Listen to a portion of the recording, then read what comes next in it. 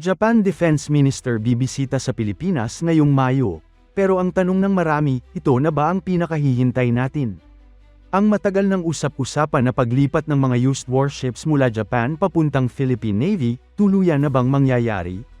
Kung oo, hindi lang ito simpleng military visit. Posibleng ito na ang simula ng isang bagong era sa lakas ng ating hukbong dagat.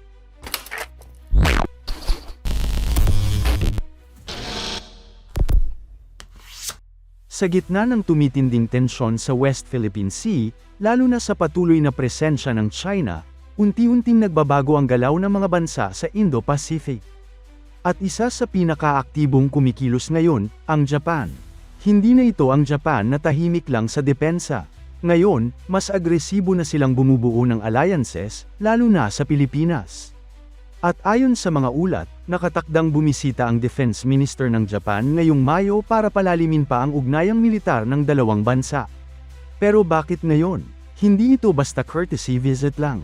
Sa mga nakaraang taon, sunod-sunod ang hakbang ng Japan at Pilipinas para palakasin ang defense cooperation. Noong 2024, nilagdaan ang isang historic agreement na tinatawag na Reciprocal Access Agreement o RA, na nagpapahintulot sa tropa ng dalawang bansa na mag-operate sa isa't isa nilang teritoryo. Ibig sabihin, pwede nang magsagawa ng joint exercises, training, at kahit deployment ang Japan Self-Defense Forces at AFP sa isa't isa. Dagdag pa rito, noong 2026, pumirma rin sila ng kasunduan para sa mas madaling pagpapalitan ng military supplies gaya ng fuel, ammunition, at logistics support. Sa madaling salita, hindi lang simpleng partnership. Isa na itong strategic alliance. Ngayon, dito na pumapasok ang pinakamainit na usapin. Matagal nang may balita tungkol sa posibleng pag-transfer ng mga used warships ng Japan sa Pilipinas, partikular ang tinatawag na Abukuma-class destroyer escorts. Ayon sa mga ulat, posibleng umabot sa 6 na barko ang ililipat, depende sa kondisyon at evaluation ng Philippine Navy. At kung matutuloy ito, malaking bagay ito.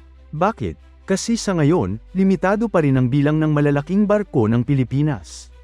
Mayroon tayong mga modernong frigates tulad ng Jose Rizal class, pero kulang pa rin sa numbers para sa full territorial defense. Kung madadagdagan ng mga destroyer escort mula Japan, biglang lalaki ang capability ng Philippine Navy, lalo na sa anti-submarine warfare at patrol operations. Pero para mas maintindihan kung gaano kalaki ang magiging epekto nito, himayin natin kung ano ba talaga ang kayang gawin ng mga barkong ito. Ang Abukuma class na sinasabing posibleng i-transfer ay hindi basta ordinaryong patrol ships. Ito ay dinisenyo para sa multi-role missions, ibig sabihin kaya nitong magsagawa ng anti-submarine warfare, surface combat, at maritime surveillance sa iisang platform. Sa usapin ng anti-submarine capability, malaking bagay ito lalo na sa kasalukuyang sitwasyon sa West Philippine Sea kung saan hindi lang surface vessels ang concern kundi pati na rin ang presensya ng mga submarino ng ibang bansa. Sa pamamagitan ng sonar systems at torpedo capabilities ng ganitong klase ng barko, mas magkakaroon ng kakayahan ang Pilipinas na mag-detect at mag-monitor ng mga underwater threats, isang capability na matagal nang kulang sa ating hukbong dagat. Bukod pa dito, mahalaga rin ang role nito sa escort missions. Halimbawa, sa pagprotekta sa ating mga supply ships o maging sa mga barko ng Coast Guard na nagsasagawa ng resupply missions sa mga outpost natin. Kapag may ganitong klaseng escort vessel, mas nagiging secure ang bawat galaw ng Pilipinas sa sarili nitong karagatan. At hindi lang combat ang usapan dito. Malaki rin ang magiging tulong nito sa humanitarian assistance at disaster response. Dahil sa laki at capability ng mga barkong ito, maaari silang gamitin sa pagdadala ng relief goods, rescue operations, at evacuation missions tuwing may kalamidad, isang bagay na napakahalaga para sa isang bansang madalas tamaan ng bagyo tulad ng Pilipinas. Sa madaling salita, kung matutuloy ang pagdating ng mga barkong ito, hindi lang ito dagdag puwersa, ito ay magiging game changer sa kabuuang kakayahan ng Philippine Navy. Bakit Japan ang nagbibigay? Hindi lang basta tulong ito. May sariling dahilan ng Japan. Una, pareho ang problema ng Japan at Pilipinas, parehong may tensyon sa China. Ang Japan sa East China Sea, at ang Pilipinas sa West Philippine Sea. Pangalawa, gusto ng Japan na palakasin ang kanilang presence sa Indo-Pacific.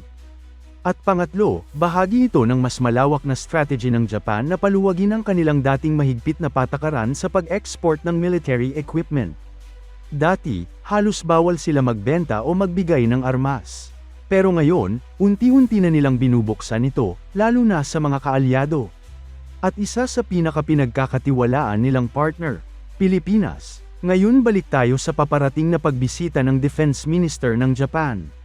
Hindi ito random. Karaniwan, ang ganitong high-level visit ay may kasamang pagpirma ng bagong kasunduan, pag-finalize ng military deals, at minsan pag-anunsyo ng mga major transfer ng kagamitan. Kaya hindi malabong pag-usapan dito ang warship transfer. Sa katunayan, may mga ulat na matagal nang pinag-uusapan ng dalawang bansa ang pagkuha ng second-hand warships at iba pang defense equipment mula Japan. Ibig sabihin, posibleng nasa final stage na ang negotiations.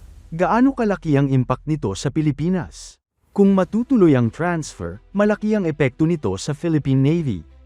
Una, instant upgrade ito. Hindi mo na kailangang maghintay ng 5 hanggang 10 taon para sa bagong barko. Gagamit ka na agad ng tested at operational vessels. Pangalawa, training at interoperability. Dahil galing Japan ang barko, mas magiging compatible tayo sa kanilang systems. Mas mapapadali ang joint exercises. Pangatlo, deterrence. Kapag mas marami at mas advanced ang barko ng Pilipinas, mas nagiging seryoso ang ating depensa, lalo na sa West Philippine Sea. Hindi rin perpekto ang lahat. May ilang challenges. Kailangan ng maintenance at upgrades. Posibleng tanggalin o palitan ang ibang systems. Kailangan ng training ng crew. At syempre, may political considerations din, lalo na sa loob ng Japan, kung hanggang saan nila papayagan ang ganitong klaseng military export. Kung titingnan mo ng mas malalim, hindi lang ito tungkol sa barko.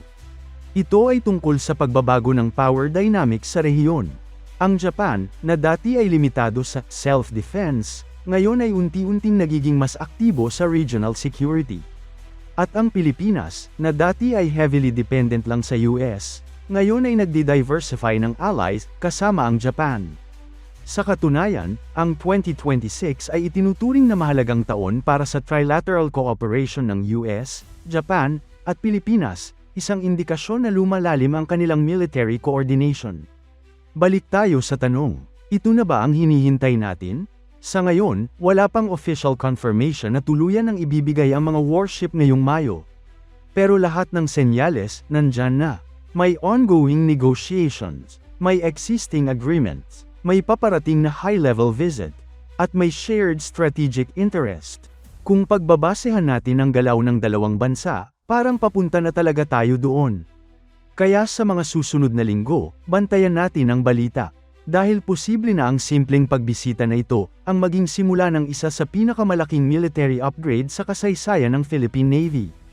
At kung mangyari yon, hindi lang barko ang darating, kundi isang mas matibay na depensa para sa Pilipinas. Kung gusto mo ng ganitong klase ng analysis tungkol sa military at defense updates, siguraduhin mong nakasubscribe ka para lagi kang updated sa mga susunod na developments.